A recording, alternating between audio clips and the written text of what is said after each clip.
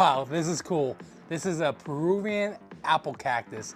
Now let's go repot it into a nice pot with some cactus soil. So I'm super excited to show you guys this Peruvian apple cactus that I got in the mail today from Varnish Vine. So in this video, I'm going to show you how to repot it and give you a couple tips for growing it. So let's garden on. So these cactuses like to grow in zones 9 and up.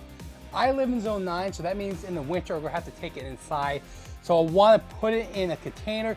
I don't wanna go too large. Until it starts growing, then you can bump it up about an inch or two in diameter to a bigger size. You don't wanna go up too big too early on. So I think this is about a good size, but first thing, I need to drill some drainage holes into this pot.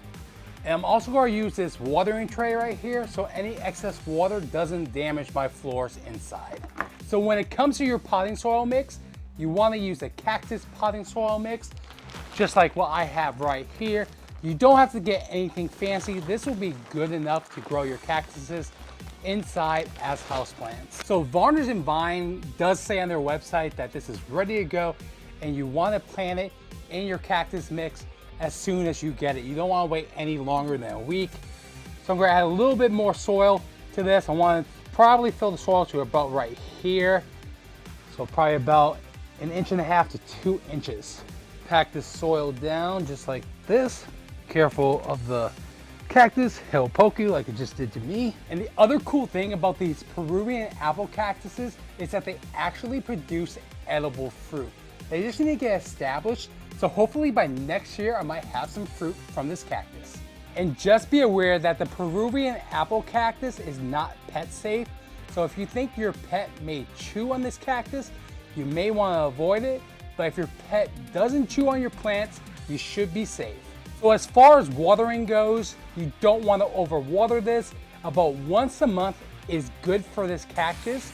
If you overwater your cactus, you could end up killing it. So wait till your soil completely dries out before you water again. Just feel the soil. If it's dry and it's about a month later, you should water again.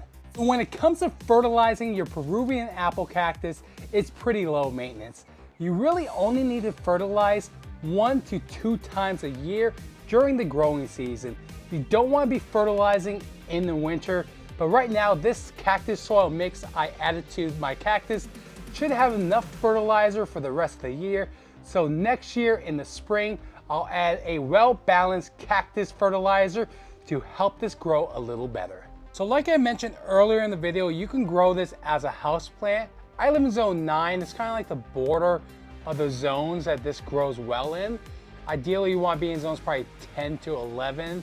So I'm going to take this inside and grow it as a house plant for the rest of the year until I hit spring, and then I'll take it outside to grow. It's just, I feel like it's just too hot right now. It's like 100 degrees outside with a heat index of like 105 to 110. So I don't want to stretch it out because I just planted this. So let's go ahead and take it inside and show you guys where I'm going to put it in my house. I hope this video helped you guys in growing your own Peruvian apple cactus. I'll have a link in the description where you can go check out Varnish Vine. But if you found any information in this video helpful, please consider liking the video and subscribing for more gardening videos. Thanks for watching.